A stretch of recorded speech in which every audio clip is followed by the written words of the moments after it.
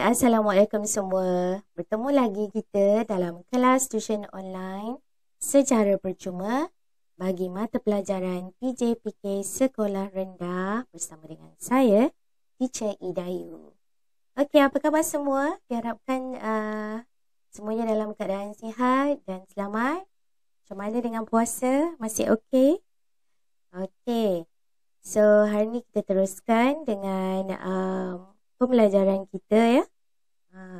Jadi seperti minggu lepas, cikgu sediakan rakaman video untuk adik-adik belajar walaupun kita berpuasa tidak dapat melaksanakan tuition secara live atau secara langsung, tapi cikgu ada sediakan rakaman video untuk kamu belajar. Alright? Okey, jom kita teruskan.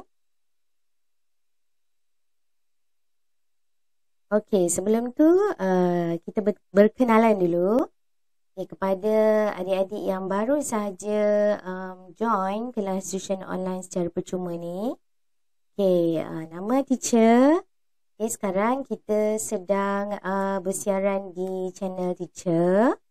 Okey, nama sebenar saya ialah Nurul Idayu Muhammad Najib dan saya bertugas di SK Section Sepabelah Shalam. Saya merupakan guru bahasa Inggeris, pendidikan jasmani dan juga PSV tahun 6. Okey? Okey.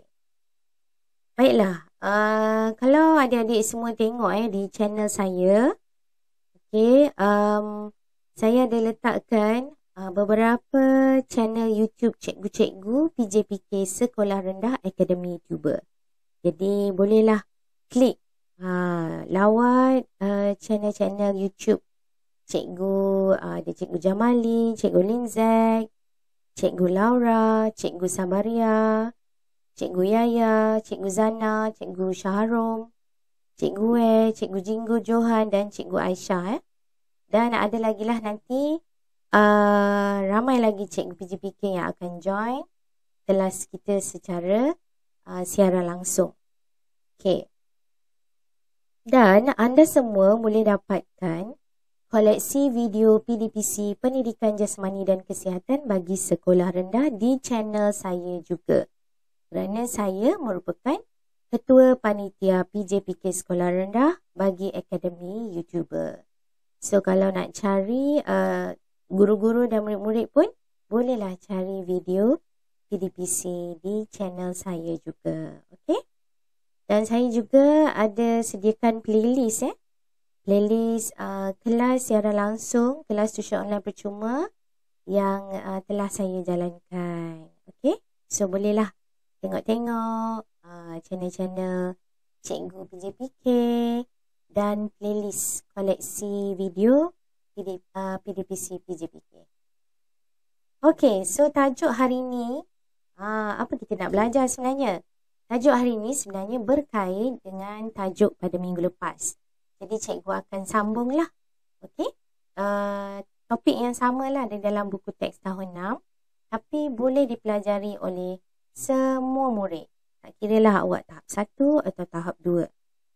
Okey, dan tajuk pada malam ini ialah makanan segera undang derita. Makanan segera ni memang popular kan? Tapi apa deritanya? Nampak macam menarik, sedap, tapi sebenarnya berbahaya. Okey, jom kita tengok. Wah, apakah maksud makanan segera? Kalau kita tengok gambar ni, okey, ada burger, donat, kentang goreng, pizza, kan? Chips, potato chips lah, macam-macam lagi yang kita panggil makanan segera. Tapi apa sebenarnya maksud makanan segera ni? Okey? Okey, yang pertama, makanan segera merupakan makanan yang dapat disiap dan dihidangkan dengan pantas. Contohnya, kalau awak beli KFC atau McDonald, dalam masa 10 hingga 15 minit, makanan awak pun telah siap dan awak boleh makan ataupun awak boleh bungkus. Betul tak? Jadi sangat mudah sangat pantas untuk disiap, untuk dimasak. Okey? Okey, yang kedua, makanan segera merupakan makanan yang menggunakan ramuan yang sudah dimasak ataupun dipanaskan terlebih dahulu, berbungkus ataupun untuk dibawa pulang. Okey? Jadinya ramuan tu dia dah dimasak dulu ataupun dipanaskan, kemudian awak pun beli dan bawa pulang atau makan di restoran tersebut. Okey? Okey, yang ketiga, makanan segera merupakan makanan yang menggunakan bahan asing seperti perisa, pewarna, pengawet dan bahan kimia, dan makanan yang diproses bertujuan untuk membantu penyediaan makanan dengan segera. Jadi kita tengok poin di sini menggunakan perisa, pewarna, pengawet, bahan kimia. Jadi agaknya adakah ia selamat ataupun boleh mengundang derita pada kita? Nampak macam lazat kan? Sedap dia punya penampilan dia. Tapi ada bahayanya yang dia menyorok lah sebenarnya kan. Okey, yang keempat, makanan segera merupakan makanan yang menggunakan bahan asing bertujuan untuk menambahkan rasa dan tempoh hayat makanan tersebut. Okey, bahan asing apa pula ni? Kalau awak beli KFC atau McDonald lah burger kan, kadang-kadang 2 hari pun makanan tu, burger tu masih lagi dalam keadaan yang sama tanpa ada kulai. Macam kentang goreng pun sama kan. Jadi terdapat bahan asing sebenarnya digunakan untuk menambahkan lagi tempoh hayat makanan tersebut. Okey, itu yang kita tak tahu sebenarnya. Jadi kita kena ambil tahu apa yang kita makan. Okey, makanan segera tadi nampak sedap kan? Ada kentang goreng, ada pizza, donat, burger, ayam goreng. Jadi mengapa makanan ini menjadi pilihan orang ramai? Kenapa kanak-kanak suka, orang dewasa suka, terutamanya orang Malaysia kan? Menjadi pilihan utama untuk membeli, untuk makan. Okey? Okey, yang pertama kerana harga yang jauh lebih murah daripada makanan biasa. Contoh awak beli set McDonald atau KFC dalam RM10, RM12 awak dah boleh dapat 3 jenis makanan. Okey, berbanding dengan makanan di kedai-kedai lain, mungkin harganya agak sedikit mahal, tetapi hanya dapat satu saja. Jadi ini kemungkinan sebab mengapa makanan ini menjadi pilihan orang ramai. Yang kedua, ianya lebih cepat dan mudah. Okey, maknanya dalam 10 minit dah siap. Tak perlu nak tunggu lama-lama. Jadi orang pun mungkin ramai orang sibuk kan dengan kerjaya, dengan bekerja. Jadi mungkin makanan segera ni lebih senang, lebih cepat untuk mereka dapat. Okey, yang ketiga ialah kewujudan servis penghantaran makanan ke rumah. Kalau sekarang kita ada GrabFood, Foodpanda kan. Jadi dalam masa 10 ke 20 minit awak order dengan klik saja di websitenya, awak dah boleh order makanan dan sekejap je dah sampai makanan tersebut. Jadi sangat mudah untuk orang membeli, menjadi pilihan. Okey. Jom kita tengok contoh pengawet makanan yang digunakan dalam makanan segera. Yang ini, maklumat ni cikgu jadikan sebagai maklumat tambahan untuk awak tahu. Okey, apa sebenarnya pengawet makanan yang digunakan dalam makanan segera? Okey, yang pertama ialah kita panggil dia MSG. Okey, MSG ni sebenarnya untuk menjadikan makanan lebih lazat. Seperti perisa makanan lah. Dia menambahkan lagi rasa makanan tersebut. Okay, yang kedua ialah pewarna makanan.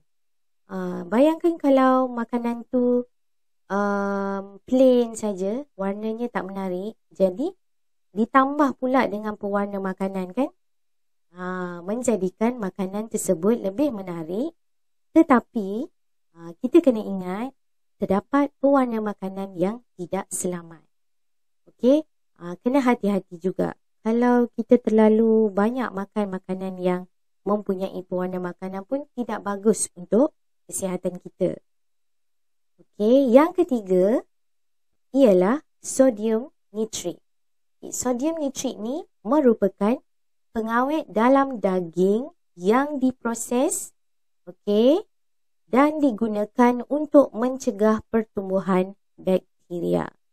Yang ini contoh kalau digunakan dalam penyediaan makanan menggunakan daging. Okey. Okay, seterusnya kita tengok pengawet makanan yang digunakan dalam makanan segera ialah trans lemak. Apa itu trans lemak? Okay, trans lemak adalah minyak sayur hidrogenasi yang biasanya terdapat dalam margarin, biskut, jagung pop, makanan goreng sehinggalah krim. Maksudnya popcorn sebenarnya tu. Okey, minyak yang digunakan dalam margarin, biskut, popcorn, makanan goreng sehinggalah krim juga digunakan trans lemak ni.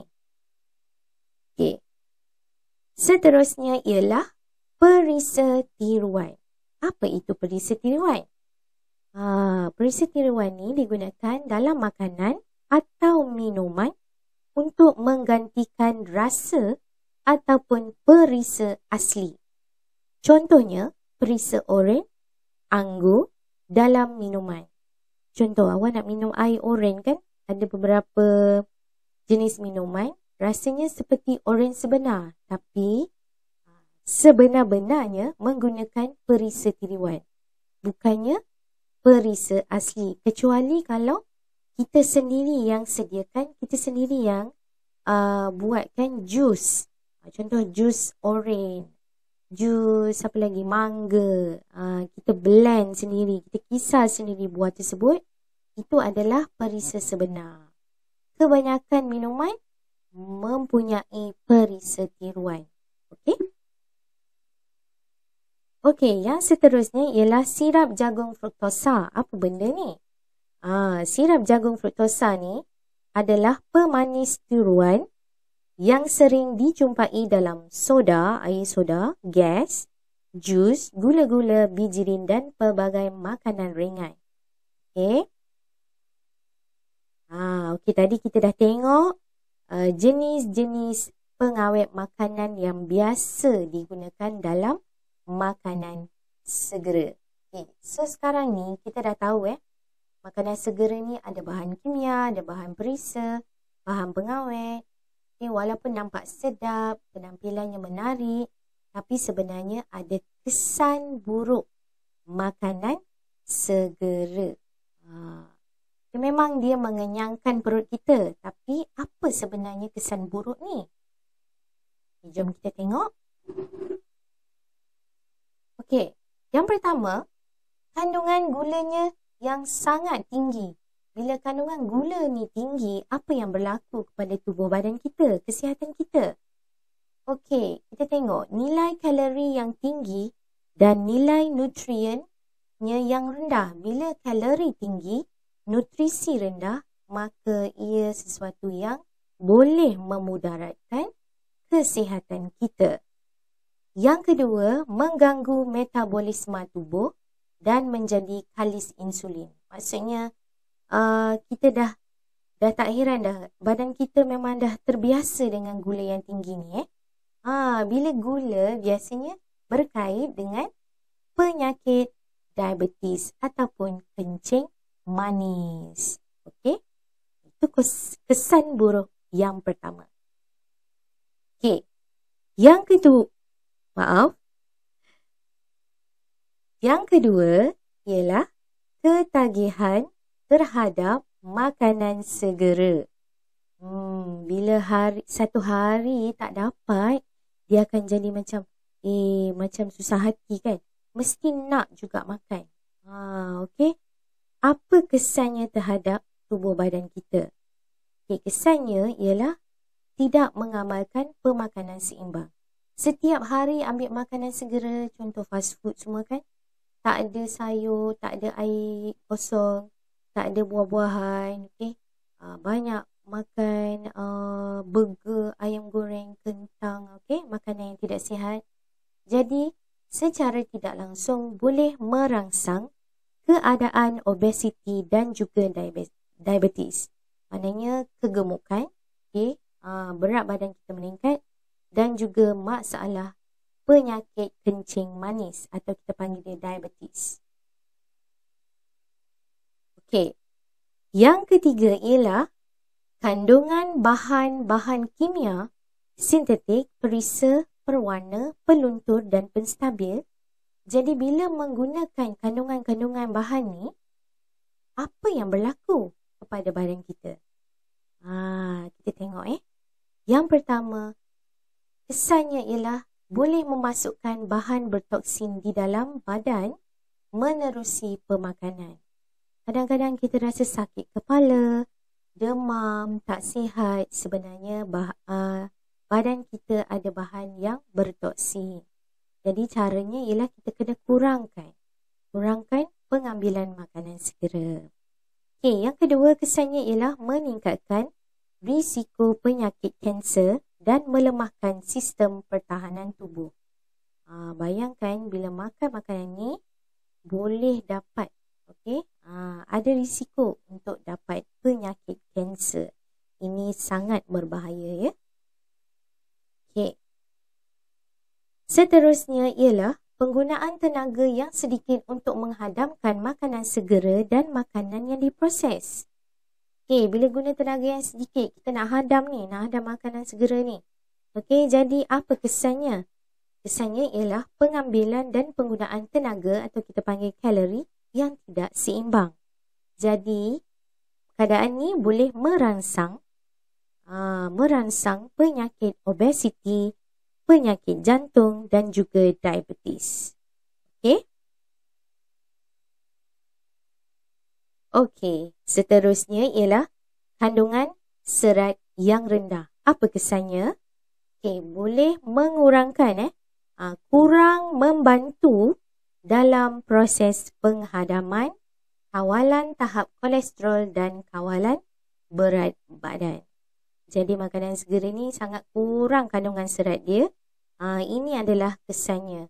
Sangat tidak membantu kurang membantu dalam proses penghadaman. Okey. Jadi kita dah nampak tadi kesan-kesan buruk. Boleh mengundang penyakit berbahaya, penyakit obesiti, kencing manis, sebenarnya penyakit kronik macam jantung, stroke, semua itu berkait dengan pengambilan makanan seharian kita. Yang ini apa pula? Sama tapi tak serupa. Apa pula ni? Okey, dalam subtopik ni saya akan bagi sedikit cadangan makanan bagaimana kita nak ubah cara pemakanan kita daripada makanan segera ke alternatif yang lebih sihat. Okey, kita nak makan burger, kita nak makan makanan segera yang sedap-sedap tu, yang kita nampak sedap, tapi dengan cara yang lebih sihat. Okey, itulah kita panggil dia sama tapi tak serupa. Okey. Ini adalah resepi yang pertama. Wow, tengok tu burger sihat. Kalau kita tengok gambar ni, okey, burger ni nampak macam burger biasa, burger yang dijual di kedai makanan segera kan? Tapi sebenarnya ia adalah lebih sihat. Kenapa?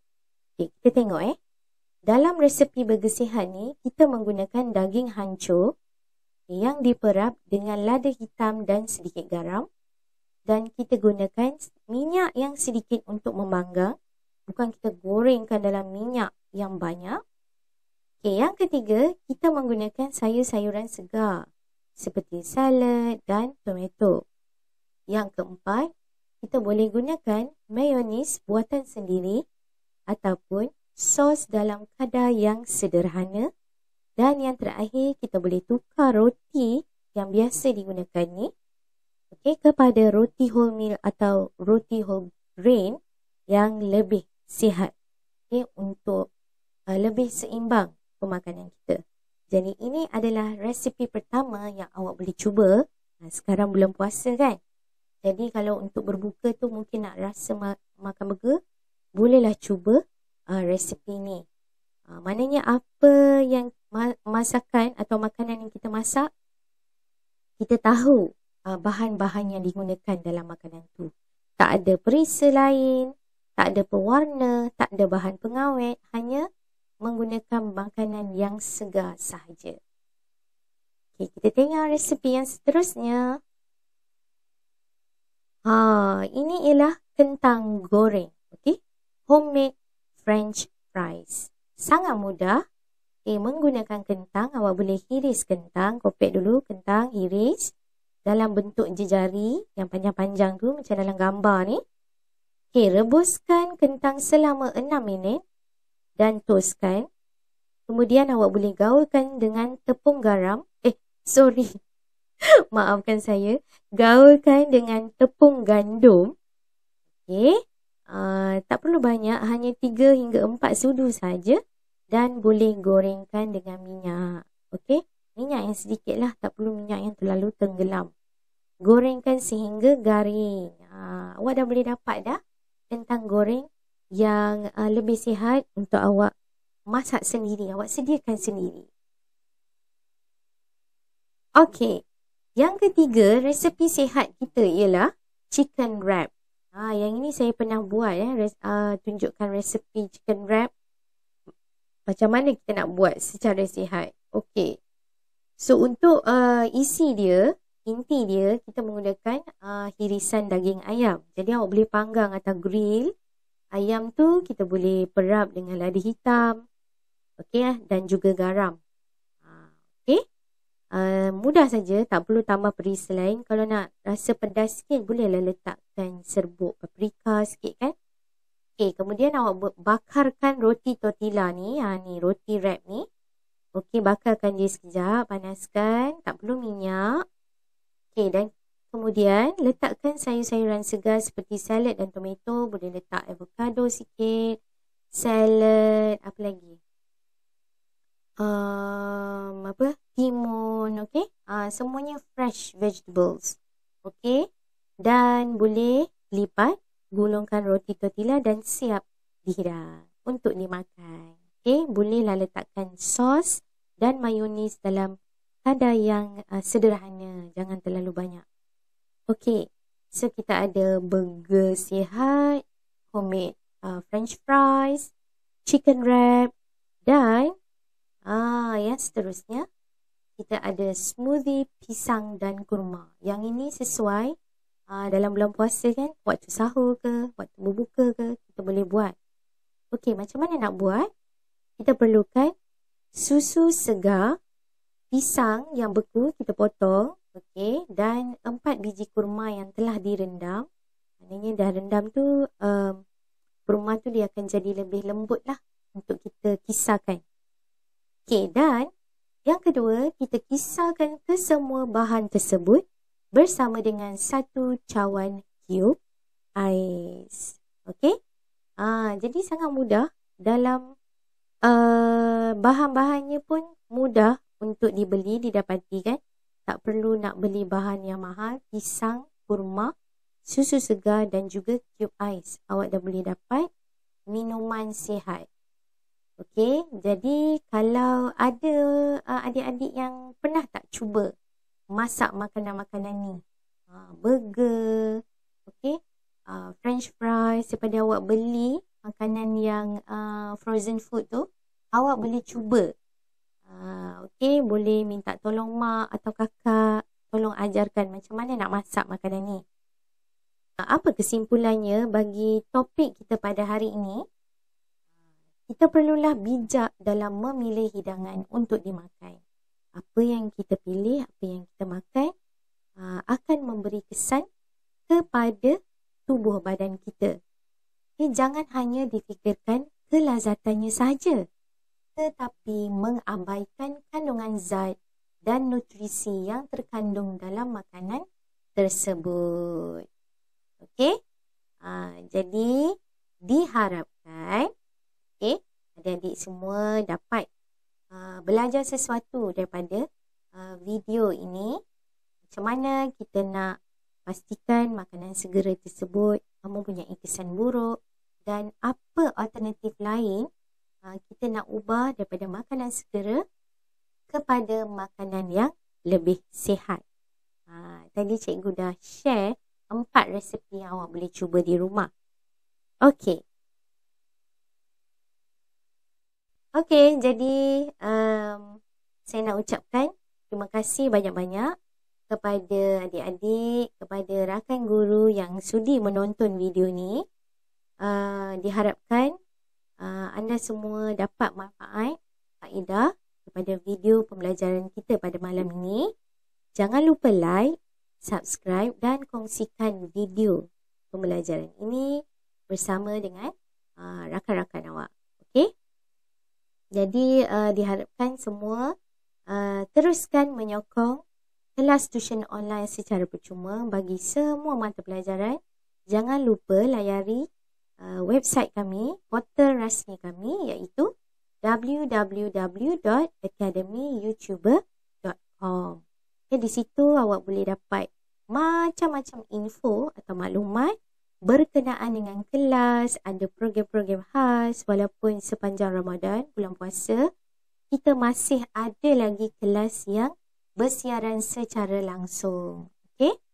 Jadi diharapkan anda semua terus menyokong kami, Sukarelawan Akademi YouTuber. Itu saja untuk kali ini. Jangan lupa like, subscribe dan kongsikan video ini bersama dengan kawan-kawan awak. Okey? Teruskan menyokong Sukarelawan Cikgu-Cikgu Akademi YouTuber. Jangan lupa layari portal rasmi kami www.academyyoutuber.com untuk dapatkan berbagai jenis maklumat terutamanya maklumat tuition online secara percuma. Itu saja dari saya. Sekian, terima kasih. Bye. Assalamualaikum.